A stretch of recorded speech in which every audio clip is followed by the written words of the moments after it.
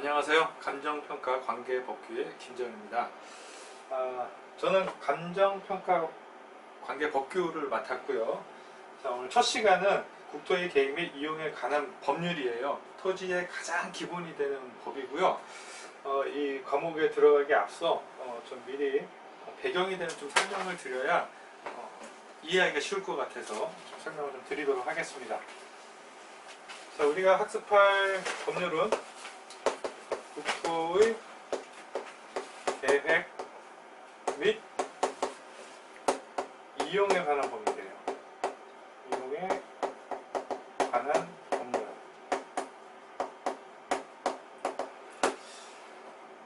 자, 관계법규 중에서요 가장 문항수가 많습니다. 열세 문제. 내용이 정말 많아요.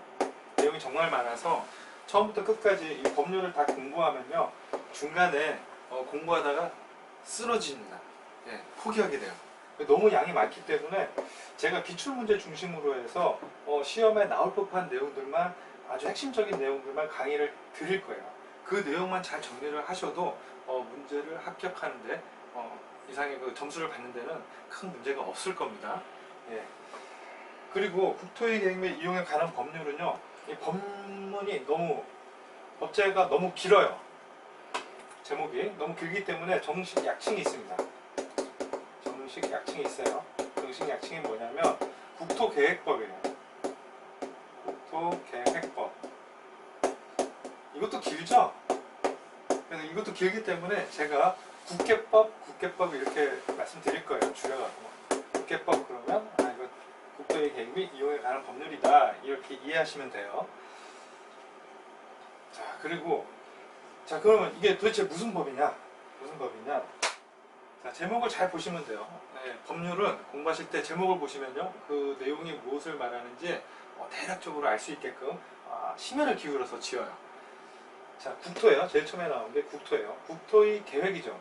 계획인데 뭐에 대한 계획이냐? 국토에 대한 계획이에요. 그래서 이 법은 국토에 대한 계획에 대한 내용과 그 다음에 그 국토에 관한 이용에 관한 법률, 이 두 파트로 나뉘어져요. 이것도 뒤에 가서 설명을 드릴 건데요. 자, 국토에 대한 계획이 왜 필요한가, 이거부터 좀 배경에 대한 설명을 드려야 여러분들이 좀 진입하기가 쉽습니다. 자, 제가 설명드릴 거는 국토에 대한 계획이 왜 필요한가 이 얘기예요. 자, 이런 땅이 있어요. 이렇게 산도 이렇게 있고요. 물이 막 이렇게 흘러요. 좀 살기 좋아 보이죠? 살기 좋아 보여요. 자, 근데 여기에 토지주들은 이런 지형에다 뭘 하고 싶을까요? 사람마다 다르겠죠. 이렇게 집을 짓고 살고 싶은 사람도 있을 거예요. 이런 사람도 있을 거고. 자, 물이 있으면 뭐가 있죠? 물이 있으면 공장이 있어요. 저기 공장 중에서도 주류회사 같은 경우 깨끗한 물을 필요로 하죠. 공장을 막 짓습니다. 토지 주인이니까 마음대로 막 짓는 거예요. 공장이라고 쳐요. 이게 공장 막 지어요. 자, 공장 딱 지어놓으니까 이게 오폐수도 좀 흐를 테고 주민들은 살기가 굉장히 어려워지겠죠. 여하튼 사람들이 많이 이제 들어오기 시작하니까 이제 뭐가 생기죠? 상업시설이 들어옵니다. 상가들이. 그런 상가들이 곳곳에 들어오겠죠. 어디 뭘 지어라 이런 제약이 없으니까 자기 짓고 싶은 대로 막 지어요. 땅만 있으면. 자, 이렇게 되면 어떤 문제가 있을까요? 이렇게 되면, 자, 이렇게 무질서하게 도시가 막 개발되게 되면 이 주거 환경은 주거 환경대로 굉장히 열악하게 돼요. 주변 환경이 안 좋죠. 바로 옆에는 상가가 있어요. 사람들 맨날 들락날락거리고 차 막 불법 주차해놓고 살기가 매우 힘들어요. 주거지역으로는 아주 최악이죠. 더군다나 공장까지 있어서 냄새도 나고, 이것 때문에 민원을 계속 넣을 거예요. 그러니까 공장은 어떻게 돼요? 사업도 제대로 못 할 거예요. 생산하려고 그러면 계속 민원 넣고 와서 데모하고, 그러니까 사업을 제대로 못 할 겁니다. 그리고 상가 같은 경우는 어떡하죠? 여기저기에다 생기니까 대형 상권을 만들기가 어려워요. 그러니까 상권이 굉장히 약한 거죠. 그래서 이 상업시설도 제대로 장사가 잘 안 될 거예요. 자, 그래서 도시계획을 설계하시는 분들이 고민하기 시작했어요. 자, 이렇게 무질서하게 할 게 아니라 여기를 각 용도에 맞게 토지를 나누자, 그렇게 고민을 했습니다. 그래서 그렇게 만약에 나눈다 하면 뭐 예를 들어서 여기는 주거 환경이 좋으니까 여기는 주택만 짓게 하는 거예요. 주택만 짓게 하는 거예요. 딱 여기는 땅이 좋아요. 생산성이 좋은 땅이에요. 그러니까 토질이 아주 좋아서 여기는 농사만 짓게 하자. 네, 이게 논입니다. 농사만 짓게 하자. 또 여기는 주거지역이 바로 옆에 있으니까 교통도 좋고 하니까 공장지대로 만들자. 공업지역으로 만들기로 합니다. 그리고 여기는 뭘로 할까요? 사람들이 이제 많이 모여 사니까 여기는 대형 상권을 만들어서 중심 상업지역으로 만드는 거예요. 이런 데는 뭐 기차 같은 것도 이렇게 들어오겠죠. 아니면 터미널도 있을 거고 역도 있을 거고 그럴 거예요. 자, 이게 막 물도 흐르고. 자, 이렇게 구획해서 하게 되면 용도별로 이렇게 나누게 되면 어때요? 네, 살기가 굉장히 좋겠죠. 이런 것을 우리는 용도 지역이라고 해요. 용도 지역이라고 해요. 지금은 정확하게 뭐 용어를 다 외우지 못해도 좋아요. 저런 게 있구나, 이렇게 접근하시면 됩니다. 자, 보다 보니까 여기는 이제 공업지역이고 상업지역인데 여기 불이 잘 나요. 뻑하면 불이 나서 사람들이 막 죽어요. 상업지역의 건물들은 어쩌죠? 굉장히 막 밀도 있게 모여 있죠. 그러다 보니까 불이 많이 나니까 여기 지역은 불이 많이 나는 상업지역 중에서도 이 지역은 방화지구라는 걸 지정해서 여기에 짓는 건물들은 내화구조로 건물을 짓게 하자. 뭐 이렇게 합니다. 그래서 여기를 방화지구로 지정을 했어요. 방화지구. 지구라는 말은 어떤 특정 지역을 의미하는 거예요. 그래서 거기 방화, 불이 잘 나니까 불 나는 걸 방지하자. 또 여기는 경관이 좋아요. 경관이 좋은 지역은 특별히 좀 관리할 필요가 있겠죠. 그래서 뭐 경관지구를 짓기로 했어요. 경관지구. 그리고 여기 공항이 있는데 비행기가 막 이렇게 떴다 날랐다가 내려앉았다가 막 그래요. 근데 여기에 건물을 한 30층 50층 지어버리면 어떻게 되죠? 건물에 부딪혀서 큰 사고가 일어날 수 있어요. 그래서 이런 지역은 건물을 높게 못 짓게 하려고 고도지구라는 걸 지정할 수 있어요. 자, 이런 경관지구니 고도지구니 이런 것들은 이 용도지구의 기능을 더 좋게 만들죠. 이게 용도지구라는 거예요. 용도지구. 이거 외에 뭐 용도구역도 있고요. 지구 단위 계획도 있고 여러 가지가 있을 거예요. 근데 우리 앞으로 이제 배울 거고 대략 토지를 이렇게 활용한다고 이해하시면 돼요. 그런데 이런 뭐 용도지구를 지정하려면 전체적인 좀 큰 계획이 필요하겠죠. 자, 이 지역에 그런 지역에 이렇게 큰 지역에 여기는 주거를 좀 발전시키겠다. 여기는 생산, 상업, 공업시설을 좀 발전시키겠다. 산업을 발전시키는 용도로 하겠다라는 어떤 큰 계획이 필요해요. 그렇죠. 용도지역을 내 맘대로 막 지정하는 게 아니라 그래서 그 계획을 도시에 관한 계획이라고 해서 도시 기본 계획이라고 해요. 기본 계획이라고 해요. 이런 계획이 필요한 거예요. 자, 그런데 여기는 하나의 지역이지만 요 옆에 지역도 있을 거 아니야. 요 옆에 지역도 자기 계획을 짤 거예요. 도시 기본 계획을 짤 겁니다. 만들 거예요. 그런데 여기 도로가 이렇게 크게 하나 지나가요. 도로가 이렇게 지나가요. 도로를 만드는 계획은 여기 계획 따로 여기 계획 따로 하면은 도로가 서로 안 맞을 수도 있겠죠. 어긋날 수 있어요. 그래서 이런 계획들은 어떻게 해요?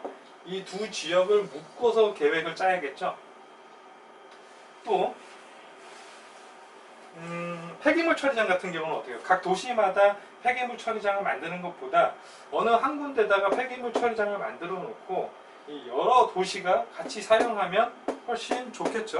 그러니까 공항도 도시마다 만드는 게 아니잖아요. 하나 만들어 놓고 여러 도시가 이용하는 거잖아요. 그죠? 그런 것처럼 이런 폐기물 처리장을 만든다. 그럼 이 계획은 이것을 이용할 지역을 묶어서 계획을 짜야겠죠. 이런 하나의 지역이 아니라 둘 이상의 지역에 대한 계획을 뭐라고 그러냐면 넓다 그래서 광역이에요. 광역. 넓다 그래서 광역입니다.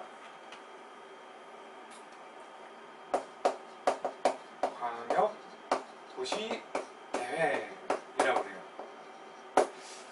자, 그리고 광역도시계획과 도시기본계획을 짜고 나면요, 이 계획에 따라서 여기는 주거지역, 여기는 농업지역, 여기는 상업지역, 이렇게 용도지역을 지정할 거예요. 이 지정하려면 그냥 지정하는 게 아니라 절차가 필요하겠죠. 그 절차를 우린 뭐라고 하냐면 도시군 관리 계획이라고 합니다. 군자는 뺄게요. 좀 이따 설명드릴게요. 도시 관리 계획이라고 해요.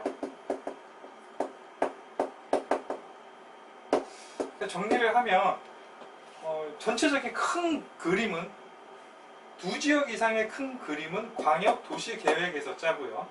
하나 지역에 대한 큰 계획은 도시 기본 계획에서 짜요. 이 기본 계획에 따라서 이 안에 용도 지역을 무엇으로 할지, 도로는 어떻게 놓을지, 여기에 공공이용시설은 어떻게 놓을지 결정하는 것들은 이 도시 관리 계획 절차를 거쳐서 결정하게 되는 거예요. 결정하게 되는 거예요. 그러니까 이거는 이 계획을 구체화하고 실체화하는 절차예요. 절차. 그래서 얘는 실질적으로 계획서가 나와요. 서울시, 예를 들어서 서울시 2040 도시기본계획 이렇게 나옵니다. 그러면 그거 열어보면 이 서울시를 어떠한 방향으로 발전시킬지 그 내용이 들어있어요. 그러면 도시관리계획은 이거는 이걸 구체화하고 실체화하는 집행 단계의 계획이기 때문에 뭐 계획서가 나오는 게 아니죠. 이 절차를 통해서 이 지역이 주거지역으로 바뀌게 되는 거죠. 그렇죠? 그래서 우리는 이 계획이 필요한 거예요. 자, 이렇게 배경을 가지고 한번 들어가 보도록 하겠습니다. 이 국토계획법을 잘 하시려면요, 제일 먼저 선행돼야 될 게 목차예요. 목차를 거의 외우다시피 하셔야 됩니다. 그게 우리가 얘기하는 체계예요. 체계. 그 체계가 잡혀야 학습을 해도 내가 지금 어디를 학습하고 있는지, 이제 앞으로 무엇을 학습하게 될 건지, 내가 공부한 내용이 어느 부분에 어딘지 정확하게 알 수가 있어요. 지도 같은 거죠. 여기 나온 게 국토계획법의 전체 내용이에요. 시작이 반이라고 그러는데 오늘 말씀드리는 이 내용이 거의 절반입니다. 내용의 절반이니까 잘 들어주세요. 자, 국토의 계획 및 이용에 관한 법률은요, 자, 국토의 계획 파트하고 국토의 계획에 대한 파트하고 또 이용에 대한 파트 두 개로 나뉜다고 그랬죠. 그래서 계획 파트가 뭔지 그리고 이용 파트가 뭔지 나온 거예요. 자, 계획에서는 제가 말씀드린 대로 두 지역, 하나의 지역이 아닌 두 지역에 대한 전체 계획, 큰 계획, 둘 이상, 뭐 세 개가 될 수도 있겠죠. 둘 이상에 대한 계획이 광역도시계획이고요. 도시군 기본계획은 이 광역도시계획 말고 각 개별 지역의 계획이죠. 개별 지역에 대한 계획이에요. 그리고 이 계획에 따라서 도시군 관리계획 절차를 거치면 이런 것들이 결정이 되는 거예요. 그래서 이걸 외워야 됩니다. 이거는 외우셔야 돼요. 네, 문제가 뭐 이런 식으로 나와요. 다음 중 도시군 관리계획으로 결정사항이 아닌 것은 그래요. 그러면 여기에 없는 걸 찾으면 되는 거죠. 그러려면 그걸 외워야겠죠. 예, 외워야 됩니다. 여기에 있는 내용은 지금 다 알 수가 없어요. 한 바퀴 돌고 나야 이제 뭐 알 수 있겠죠, 당연히. 그래서 도시군 관리계획으로 결정되는 사항은 용도지역, 용도지구, 용도구역, 기반시설, 도시개발사업과 정비사업, 그다음 지구단위 계획구역, 지구단위 계획, 그리고 입지구역 최소구역이 있다. 무슨 내용인지 모르지만 이런 게 있다 정도로 넘어가시면 됩니다. 그래서 암기하는 방법은요. 암기하는 방법은 두 문자 이용할게요. 자, 용도지구, 용도지역, 그다음 용도구역은요. 개발 제한구역. 제가 여기다 써놓을게요. 개발 제한구역. 제한구역이 있고요. 책에 다 있어요. 그다음 도가 도시자연공원구역이에요. 도시자연공원구역. 시가와 조정구역입니다. 시가와 조정구역. 그다음에 수가 수산자원 보호구역이에요. 뭔지는 모르겠지만 제목만 봐도 뭐 대략 이런 거겠구나라는 짐작은 가죠. 그래서 이게 용도 구역이라고 하는 거예요. 그래서 용계, 기, 도, 지, 입. 그래서 도시군 관리계획으로 결정할 수 있는 것은 용계, 기도, 지, 입이다. 이게 용어 정리에 나오는 내용입니다. 이 내용은 지우도록 할게요. 굉장히 중요한 얘기예요. 뭐 끝도 없이 나오는 문제입니다. 이게 이제 계획 파트에 나오는 내용이에요. 계획 파트에 나오는 얘기에서 용에서 또 하나 주의할 게 있어요. 자, 계획이 뭐가 있죠? 3개가 있어요. 뭐 이제 계속 반복해서 들을 제목이에요. 과역도시계획, 도시군 기본계획, 도시군 관리계획. 이게 계획 파트에 총 3개의 계획이 있는데 도시군 기본계획과 도시군 관리계획을 합쳐서 도시군 계획이라고 해요. 이거 뭐라고 그런다고요? 도시군 기본계획과 도시군 관리계획 이거 합쳐서 뭐라고 그런다? 도시군 계획이라고 그런다. 이거 정리해 주셔야 됩니다. 또 영어 정리에서 또 하나 더 볼 게 있는데요. 기반시설이 있어요. 여기 보시면 사업이 3개가 나옵니다. 사업이 3개가 나오는데 여기서 읽어보시면은 도시개발사업, 정비사업 2개 나왔죠. 근데 하나가 없어요. 하나가 뭐냐면 이건데, 자, 기반시설이 뭐냐 그러면 도시가 뭐 집이나 공장, 뭐 상가 이런 것만 있을 수는 없죠. 이런 것들이 잘 유지되려면 뭐가 필요하죠? 뭐 도로도 필요하고 전기도 필요하고 가스도 필요하고 그렇죠? 예, 통신도 필요하고 이런 것들을 기반시설이라 그래요. 이런 것들을 기반시설이라 그러는데 기반시설을요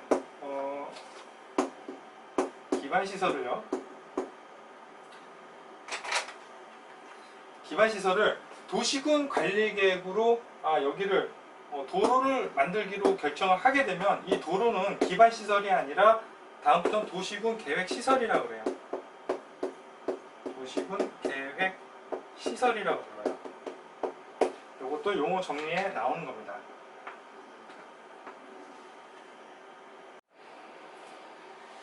자, 다시 한번 말씀드릴게요. 자, 기반시설은 도로라고 생각을 하세요. 기반시설은 도로다. 이거 말고도 엄청 많지만 도로라고 상상을 하시면 됩니다. 도로인데 도시군 관리계획 절차를 통해서 여기에 도로를 만들기로 결정을 했다면 그때부터는 이 도로를 도시군 계획시설이라고 불러요. 뭘 결정했길래 기반시설이 도시군 계획시설이라고 부르죠? 지금 말씀을 드리면요, 뭐 규모도 정할 거고요, 그 다음에 뭐 이름도 정할 거예요. 무슨 도로, 그 다음 뭐 종류도 정할 거예요. 도로의 종류도 정할 거고 이런 것들을 다 정해요. 정했기 때문에 그때부터는 그냥 기반시설이 아니라 도시군 계획시설이 되는 겁니다. 그런데 자, 도시군 계획시설을 설치하는 것을 도시군 계획시설 사업이라고 해요. 사업. 그래서 도시군 관리계획으로 하는 사업이 3개가 있어요. 3개. 자, 도시군 계획시설 사업하고요, 그 다음 도시개발 사업, 그 다음 정비 사업, 이 3개를 뭐라고 하냐? 자, 이걸 뭐라고 하냐면 도시군 계획시설이라고 그래요. 도시군 계획시설. 제가 아까 전에 뭐 도시 기본계획 그랬다가 도시군 기본계획 그랬다가 그러는데 군은 없다고 생각하셔도 좋아요. 군이 왜 들어갔는지는 뒤에 행정구역 설명드리면서 설명을 드리도록 하겠습니다. 근데 공식 명칭은 이거니까요. 도시군 계획시설이라고 해요. 도시군 계획사업이라고 해요. 도시군 계획사업. 자, 도시군 계획사업은 뭐라고 한다고 했죠? 도시군 계획시설 사업이랑 도시개발 사업 그리고 정비 사업을 도시군 계획 사업이라고 해요. 이것도 용어 정리에 나오는 거고요.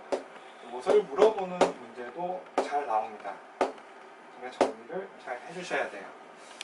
자, 계획 파트에서는 이런 내용들을 다루게 됩니다. 그래서 실제 제가 강의를 드릴 때도요, 또 책의 내용도 그렇고요, 법률의 내용도 그렇고 이 순서대로 되어 있어요. 처음에 광역도시계획이 나오고요, 그 다음 도시군 기본계획이 나오고, 그 다음 도시군 관리계획이 나오고, 그 다음 도시군 관리계획에서 결정할 수 있는 이 사항들을 순서대로 배우게 됩니다. 그런데 자, 여기서 세 개의 사업이 있다고 그랬죠. 기반시설을 설치하는 기반시설을 도시군 관리계획으로 결정을 하면 도시군 계획시설이 되고요. 그것을 설치하는 사업을 도시군 계획시설 사업이라고 그런다고 그랬죠. 이 사업이랑 도시개발 사업이랑 정비사업 이 세 개가 있는데, 이게 도시계획 사업이죠. 여기에서 도시개발 사업은 도시개발 사업하고 정비 사업은요, 양이 굉장히 많아요. 양이 굉장히 많아서 개별법으로 따로 떨어져 나가 있습니다. 그래서 여기서 배우진 않을 거고요. 그리고 간평법에서는, 간평사 시험에서는 도시개발 사업은 이 시험 범위가 아니에요. 그렇지만 공인중개사는 또 시험 범위에 해당되죠. 그래서 우리는 이거를 학습하지 않을 겁니다. 근데 정비 사업은 이거는 이제 공부를 해야죠. 이 시험 범위에 들어가는 거니까요. 정비법은 시험 범위에 들어가니까 공부를 할 거예요. 그리고 다른 하나, 그 도시군 계획시설 사업은 요 마지막에 배우게 되는 거죠. 그렇죠. 자, 그래서 요거 세 개가 도시군 계획 사업이다. 이렇게 정리를 하시면 되고요. 자, 계획을 짰어요. 이렇게 계획을 짰어요. 잘 짰어요. 뭐 어디를 어떻게 개발할 거고, 저기는 저렇게 개발할 거고, 다 계획을 짰으면 그 계획에 맞게 토지가 이용이 돼야겠죠.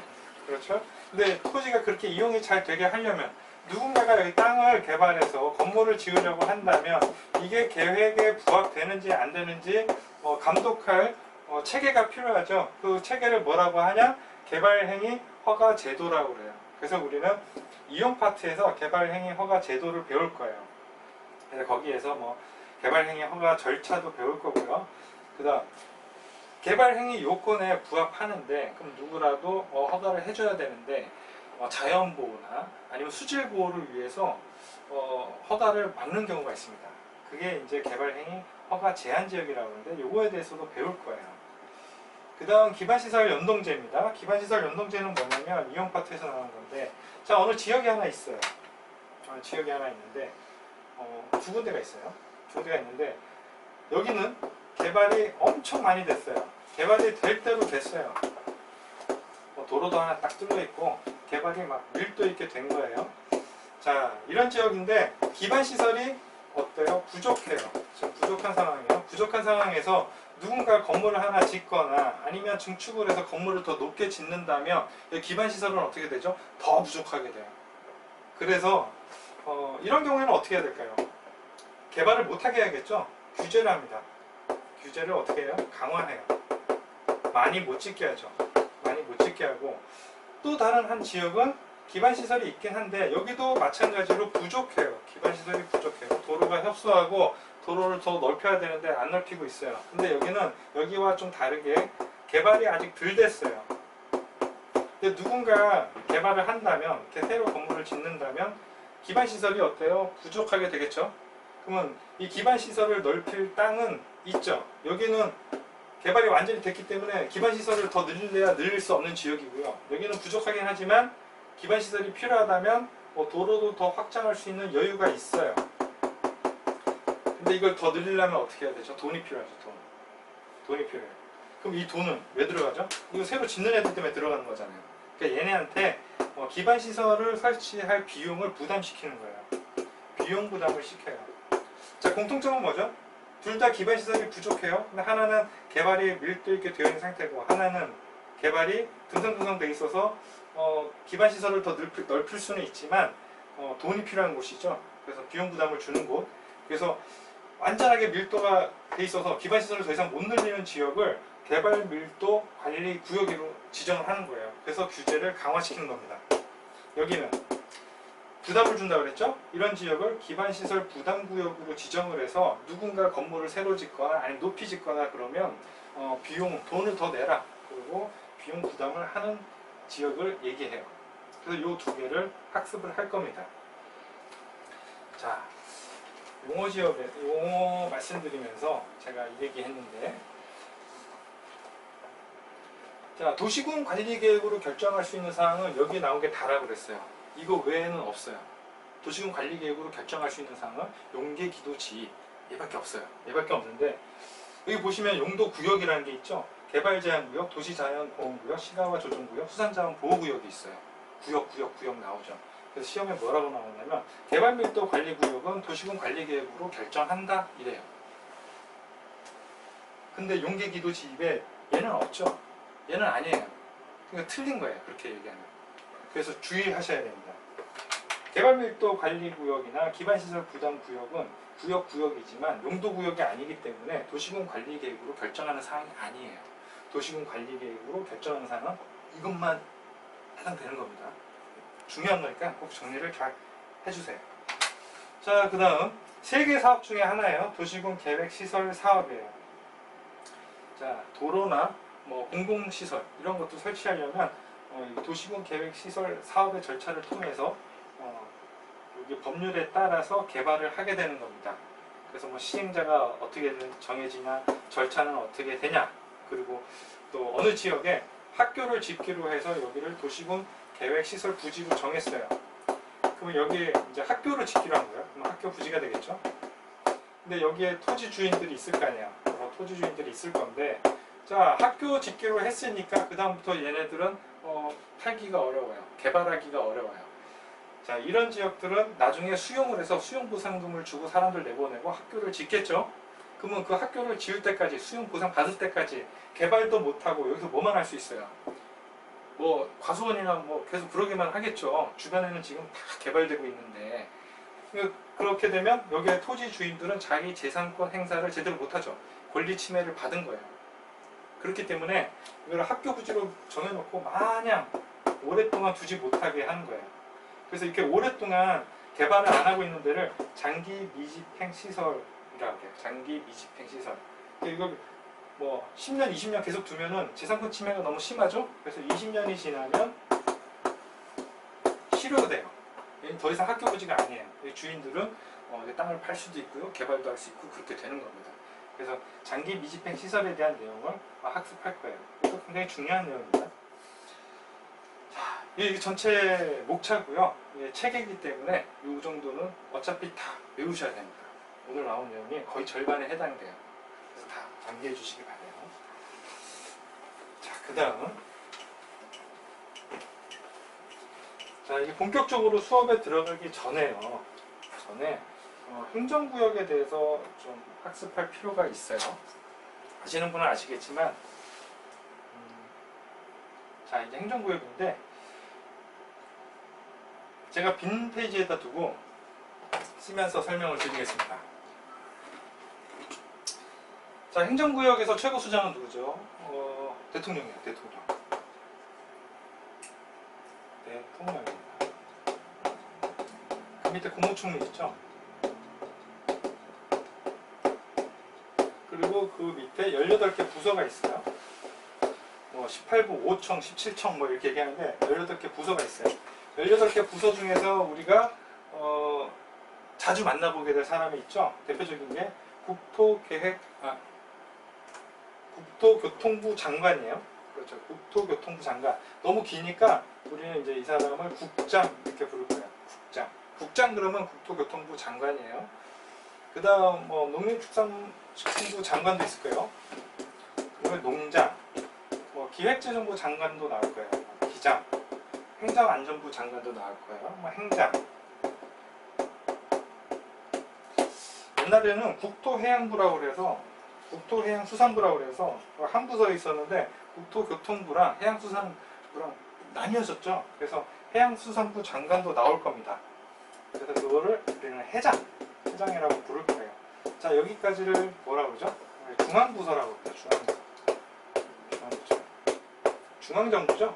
중앙정부. 지방정부예요. 지방정부는 크게 두 개로 나누죠. 광역자치단체가 있고요. 기초자치단체가 있어요. 자, 중앙정부는 지울게요. 지우고 우리가 뭐 외워야 될 내용은 아니니까 지우고 광역자치단체는 뭐가 있죠? 제일 첫 번째로 특별시가 있어요. 서울특별시, 서울특별시가 있죠. 그 다음 6개의 광역시가 있어요. 광역시가 있고, 그 다음 특별자치시가 있죠. 자치시가 있어요. 특별자치시는 뭐죠? 세종시입니다. 세종시. 요즘 핫하죠. 핫해. 세종시가 있어요. 그 다음 특별자치도가 있습니다. 특별자치도. 특별자치도는 제주도 얘기하는 거죠. 제주도. 그 다음에 8개, 8도가 있어요. 도가 있어요. 충청남도, 충청북도, 경상북도 뭐 이런 도가 있어요. 이렇게 광역시가 있고요. 그 밑에는 기초자치단체가 있어요. 특별시 밑에는 뭐가 있죠? 25개 구가 있죠. 구가 있어요. 근데 광역시 밑에는 구도 있지만 군도 있어요. 그 다음 특별자치시 밑에는요, 얘는 기초자치단체가 따로 없습니다. 얘는 없고요. 아직 작기 때문에 읍면동이 그 밑에 있어요. 얘는 없어요. 자, 특별자치도는 제주도는 어때요? 제주도 없어요. 나 제주도 가봤는데 있던데, 그죠? 제주시 있고 서귀포시 있죠. 근데 거기는 선출직이 아니에요. 임명직입니다. 제주도지사를 뽑으면 도지사가 그 시장을 임명합니다. 그래서 이런 시를 우리는 투표로 뽑지 않았으니까 행정시라 그래요. 행정시는 기초자치단체에 들어가지 않습니다. 그렇죠? 그 다음 도가 있고요. 도 밑에는 뭐가 있죠? 여기는 시도 있고 군도 있어요. 군도 있어요. 그리고 시도 뭐 두 가지로 나눠볼 수 있는데, 일반시가 있고요. 일반시가 있고, 그 다음 대도시가 있어요. 대도시시가 있어요. 대도시시는 뭐냐? 인구 50만 이상이면 대도시라고 불러요. 네, 대도시시. 인구가 50만 이상 되기 때문에 밑에 구도 둘 수 있어요. 근데 구는 그 구청장은 우리가 투표를 안 뽑아요. 그런 구를 행정구라고 해요. 행정구. 그래서 대도시는 인구 50만 이상의 도시를 얘기하는 겁니다. 자, 이렇게 행정구역이 나뉘는데요. 자, 우리가 이제 계획 얘기, 앞으로 이제 계획 배울 거죠. 계획을 배울 건데요. 계획이라는 건 좀 어렸을 때 우리 계획 짜면은 무슨 계획 짜죠? 일일 계획 짜죠. 아침 7시에 나서 뭐 밥도 먹고 TV도 보고 공부도 하고 짜죠. 이 일일 계획이 생활 계획이 대상이 뭐죠? 대상이 시간이에요. 시간. 그럼 단위는요? 하루죠. 하루를 단위로 합니다. 하루를 단위로 하는데, 자, 우리 계획도 대상이 필요해요. 대상. 우리 계획은 무슨 대상이 뭐죠? 국토예요. 국토. 제가 얘기하는 계획은 광역도시 계획, 그리고 도시군 기본 계획, 이거 얘기하는 거예요. 계획 대상은 국토예요. 그러면 단위가 필요하죠.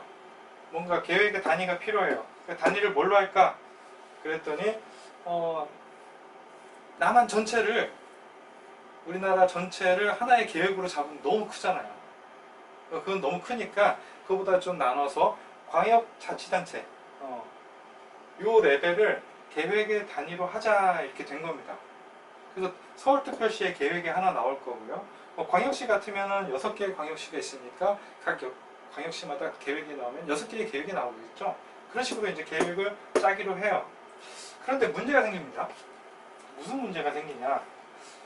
면적을 보니까 특별시 면적이 얼마나 크냐면, 여기가 한 603 정도 되려나요? 603 킬로제곱미터예요. 킬로제곱미터입니다. 603. 광역시 중에서 제일 큰 게 어디냐면 인천시예요. 인천시도 1062 정도 될 겁니다. 정확하지는 않아요. 그래도 대략 이 정도 될 거예요. 1062 정도 될 거고요. 그 다음 세종시는 좀 작아요. 465 정도 될 겁니다. 제주도는 좀 더 크죠. 1848 정도 돼요. 그리고 도중에서 제일 큰 거 경기도죠. 경기도가 1017 이 정도 될 겁니다. 예, 이 정도 돼요. 자, 보시면 여기 특별시는 603, 광역시는 인천시가 제일 크니까 이게 1000, 특별자치시는 400, 뭐 거의 비슷하죠. 이건 좀 더블 차이 아니냐, 그래도 뭐 비슷하죠. 그래도 제주도도 뭐 1848이면 뭐 그래도 봐줄만 합니다. 근데 경기도는 만이에요, 만. 너무 커요. 너무 크기 때문에, 자, 도만큼은 계획의 단위를 그 밑에 기초자치단체인 시군 단위로 계획을 짜자, 이렇게 되는 겁니다. 그래서 계획의 단위는요, 이렇게 되는 거예요. 이렇게. 그래서 계획의 단위는 특광, 특특, 시군이 되고요. 여기를 우리는 도시라고 할 거예요. 그래서 여기에 짜는 계획을 도시계획이라고 그러는 거예요. 도시계획. 그런데 문제가 뭐냐? 이 군 하나 있죠, 군. 군은 왠지 도시 안 갔잖아요. 그러니까 군에서 나도 껴줘. 그래갖고, 그래, 너도 끼자. 어떻게, 또 껴야지. 도시군 계획으로 명칭을 바꿉니다. 도시군 계획. 그래서 도시군 계획이에요. 큰 의미는 없어요. 예. 잠시 쉬었다가 좀 이어서 나가도록 하겠습니다. 고맙습니다.